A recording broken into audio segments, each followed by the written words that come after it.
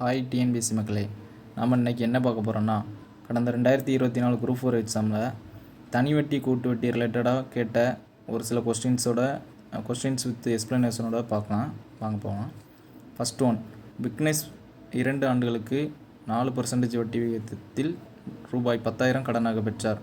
இந்த பணத்தை சஞ்சயிடம் 2 ஆண்டுகளுக்கு 6% வட்டி விகிதத்தில் கடனாக கொடுத்தார். இந்த பரிமாற்றத்தில் அவருக்கு கிடைத்த ஓராண்டின் லாபம் என்ன அப்படின்ட்டு தான் கேட்டிருக்காங்க. இதோட சொல்யூஷன் என்னன்னுட்டு நம்ம இப்போ சால்வ் பண்ணி பார்க்கலாம். இப்போ நம்ம கணக்கை நல்லா புரிஞ்சுக்கணும். அதாவது விக்னேஷ் 2 ஆண்டுகளுக்கு 4% வட்டியத்தில் 10,000 கடனாக பெற்றிருக்கார்.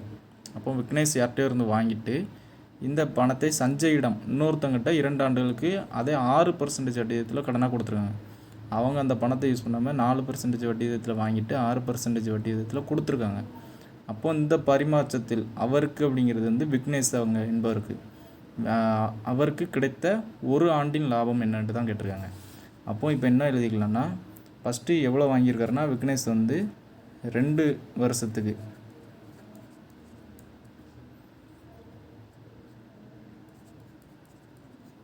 4% வட்டியத்தில் 10,000 கடனாக வாங்கியிருக்காங்க.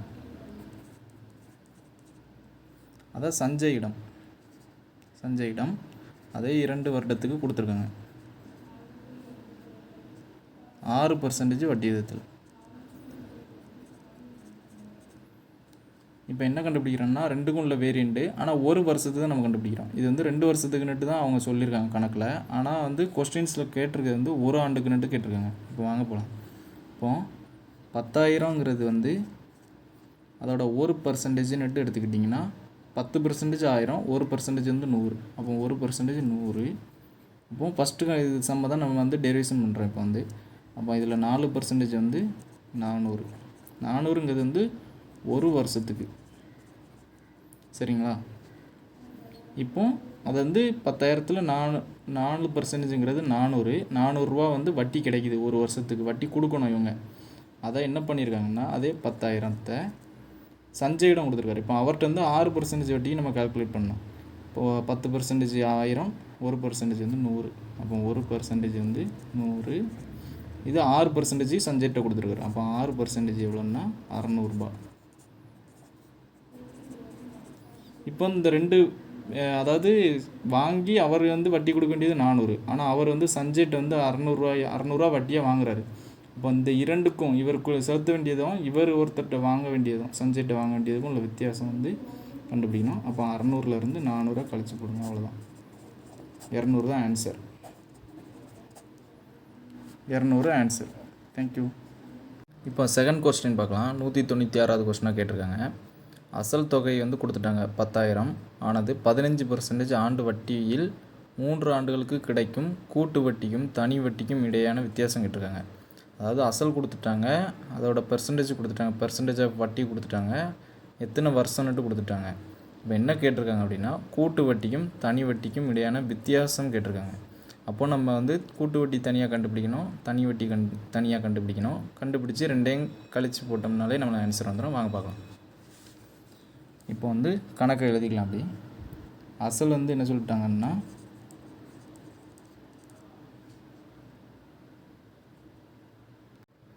அசல்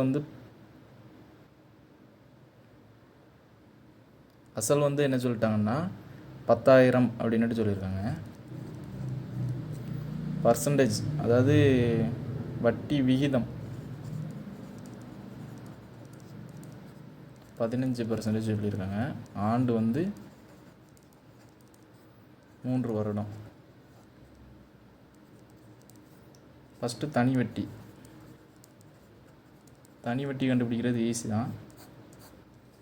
அது இப்போ அசல் 10,000 அப்படின்னா இதோட 10% 1000, 1% 100. நம்ம எப்போதும் 1% இருந்து போனோம்னா ஈஸியாக இருக்கும். 15% இப்போ 1% 100னா 15% 1,500. இது ஒரு வருஷத்துக்கான தனி வட்டி நம்ம எப்போதுமே அது மாறவே மாறாது. அசல் கூட நம்ம கூட்டவே மாட்டோம். தனி வட்டி எத்தனை வருஷம், 10 வருஷம் கொடுத்தாங்கன்னா 10 × 1,500, 5 வருஷம் கொடுத்தாங்கன்னா 5 × 1,500. அப்போ நம்மளுக்கு 3 வருஷம் கொடுத்துருக்கனால 3 × 1,500 தான் 4,500. இப்போ கூட்டு கூட்டு வட்டி தான் நம்ம வந்து ஒவ்வொரு வருஷமும் அந்த கிடைக்கக்கூடிய வட்டியை வந்து நம்ம கூட்டி போடணும். அதான் கூட்டு வட்டி. இப்போ அசல் வந்து எவ்வளோ கொடுத்துருக்காங்க? 10,000. இதில் 1% அதே போல் நீங்கள் எடுத்துக்கிடுங்க. 10% வந்து ஒரு ஸ்தானம் தள்ளி புள்ளி வச்சா 10%, 1000. 1% 100. அப்போ அதே 15% அப்படின்னா 15 × 100 போட்டிங்கன்னா 1500. இது வந்து முதல் வருஷத்துக்கு. அப்போ 15,000 அசல், சாரி 10,000 ஆன்சர். ஃபஸ்ட்டு வருஷத்துக்கான வட்டி 1500, 11,500 வரும். இதுதான் ஃபஸ்ட்டு வருஷத்துக்கான கூட்டு வட்டி. ரெண்டாவது வருஷத்துக்கு என்னன்னா இது கூட அப்படி அடுத்து இதில் நம்ம 1% கண்டுபிடிச்சி அது 15, இதில் 15% போடணும் நம்ம. அப்போ இதில் 10% 1150, 1% 115, 1% 115. அப்போ நம்மளுக்கு 15% தேவை. அப்போ என்ன பண்ணணும்னா 15 × 115 எவ்வளோ வருதுன்ட்டு பார்க்கலாம்.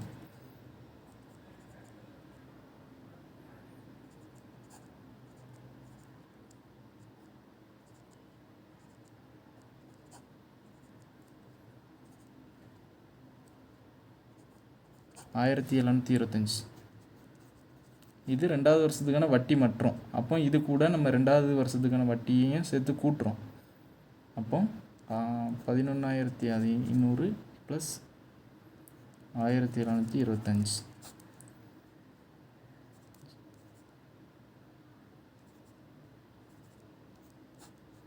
இது வந்து ரெண்டாவது வருஷத்துக்கான கூட்டு வட்டி.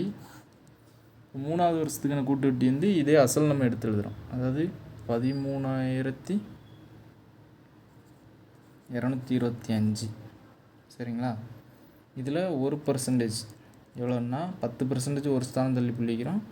1%னா 132.25, 132.25 தான் 1%. 15% வேணும்னா 132.25 × 15 பெருக்கிறோம். அதோட பெருக்கல் பார்க்கலாங்க. 132.25 15 பெருக்கிறோம்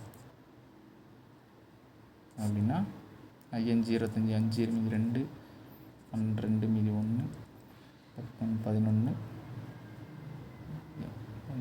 16 6, இது 1 1 5 1 6, 5 1 2 2 1 3 5 7 3 9.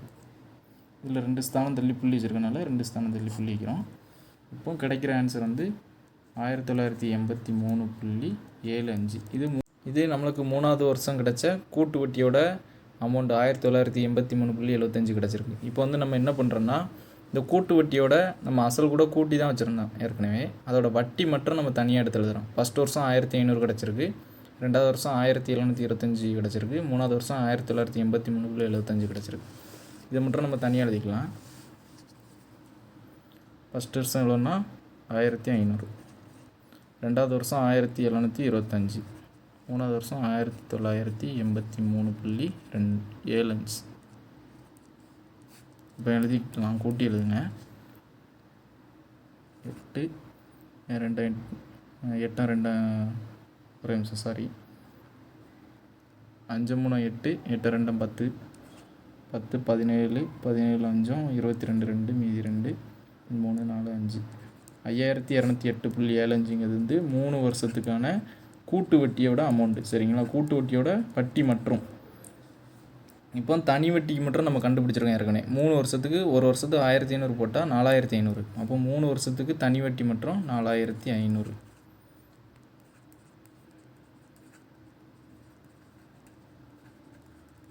இப்போ இந்த ரெண்டுக்கான வித்தியாசம் தான் நம்ம கணக்கில் ஏற்கனவே கேட்ட மாதிரி தனி வட்டிக்கும் கூட்டு வட்டிக்கும் உள்ள வித்தியாசம் தான் கேட்டிருக்காங்க. வட்டி மற்றும் நம்ம அப்போ இதிலேருந்து கூட்டு வட்டியிலேருந்து தனி வட்டியை நம்ம கழித்து போட்டாலே ஆன்சர் கிடச்சிரும். பாருங்கள், 75 கழிச்சாலே போதும். 8லேருந்து 0 கழிச்சா 8, 0 0 0. இப்போ 2லேருந்து 5 கழிக்க முடியாது, அப்போ கடன் வாங்குகிறோம். 12லேருந்து 5 கழிச்சா 7, 708. இது 4க்கு 4 0 வந்துடும். 708.75 தான் நம்மளுக்கு ஆன்சர். ஆப்ஷனில் 708.75 கொடுத்துருக்காங்க. மூணாவது செம்மு இப்போ என்னென்னட்டு பார்க்கலாம் வாங்க. ஒருவர் வந்து ரூபாய் 2000 6% தனி வட்டிக்கு கடன் வாங்குகிறார். ஓராண்டு முடிவில் ரூபாய் 1000 அசலை ரூபாய் திருப்பி செலுத்துகிறார் எனில் அவர் அக்கடனை 2ஆம் ஆண்டு முடிவில் முழுவதுமாக முடிக்க எவ்வளவு தொகை செலுத்த வேண்டும். இப்போ நம்ம வந்து இதை எப்படி சால்வ் பண்ணலாம் அப்படின்னா, இது வந்து ஒரு ட்விஸ்டான கொஸ்டின். நிறைய பேர் இதில் தப்பு விட்ருவீங்க. எப்படி சால்வ் பண்ணலான்ட்டு பார்க்கலாங்க. எப்போதுமே அசல் எவ்வளவு 2000, வட்டி எவ்வளவு 6%. சரிங்களா? இப்போ இவர் வந்து 2 ஆண்டு கழிச்சு தான், அதாவது 2ஆம் ஆண்டு முடிவில் தான் முழுவதுமாக முடிக்க போகிறார். அப்படின்னா ஃபஸ்ட்டு 2 வருஷத்துக்கான வட்டி மற்றும் கண்டுபிடிச்சிக்கலாம். அசல் 2000 அப்படிங்கிறதுனால இது 1% எவ்வளவு 10% 200, 1% 20, 6% வட்டி தாங்கிறதுனால 6% = 6 × 12 120 ரூபாய் ஒரு வருஷத்துக்கு. சரிங்களா? 2 வருஷம் ஆனால் கட்டி தான் நம்ம வந்து கணக்கை க்ளோஸ் பண்ணுறது. அப்போ 120 + ஒரு 120 ரூபா. இது 2ஆம் ஆண்டு ஒரு வருடம். இப்போ 240 ரூபா அவர் வந்து வட்டி மட்டும் கட்டுவார். ஆனால் கணக்கில் என்ன சொல்லியிருக்காங்க, ஒரு லைனை நல்லா எக்ஸ்ட்ரா கொடுத்துருக்காங்க, நல்லா கவனிங்க. ஓராண்டு முடிவில் வந்து 1000 ரூபாய் திருப்பி செலுத்துகிறார் எனில் அவர் அக்கடனை 2ஆம் ஆண்டு முடிவில் முழுவதுமாக முடிக்க எவ்வளவு செலுத்த வேண்டும். இப்போ அதாவது ஒரு வருஷம் வந்து 1000 ரூபா மட்டும் கொடுத்துட்டாரு. மொத்தம் 2000 ரூபா வாங்கியிருக்காரு, 1000 ரூபாய் கொடுத்துட்டாரு. அப்படின்னா மீதி அசல் வந்து 1000 ரூபா தான் இருக்கும். சரிங்களா? 2ஆம் ஆண்டு அசல் 1000 ரூபா தான் இருக்கும். ஆனால் வட்டி வந்து 6%ங்கிறது இந்த 2000 ரூபா வாங்கியிருக்காருலாம், இந்த 2000 ரூபாய்க்கு தான் அவர் வந்து வட்டி 120 ரூபா வரும். 2000 ரூபாய்க்கு நம்ம வட்டி கொடுத்து தான் ஆகணும் அவர். ஆனால் 1000 ரூபா நம்ம ரிட்டர்ன் பண்ணியிருக்காரு. அப்போது 2ஆவது வருஷம் முடிக்கும்போது இந்த 1000 ரூபாய் இருக்குது. அசல் 2ஆவது வருஷம் எவ்வளோ இருக்குது அப்படின்னா 1000 இருக்குது. ஆனால் வட்டி வந்து அந்த 2000த்துக்கும் சேர்த்து வருஷத்துக்கு 120 ரூபா கணக்கு பண்ணி 2 வருஷத்துக்கு 240 ரூபா, 240 இருக்குது. அப்போ மொத்தமாக அவர் எவ்வளோ கொடுத்தா அவர் வந்து மொத்தமாக அதை எவ்வளோ தொகை கொடுத்து செலுத்தணும் அப்படின்னா முடிக்கணும்னா அந்த கணக்கை 1240 ரூபா கொடுத்து முடிக்கணும். சரிங்களா? ஆப்ஷனில் 1240 கரெக்ட் ஆன்சர். தேங்க்யூ.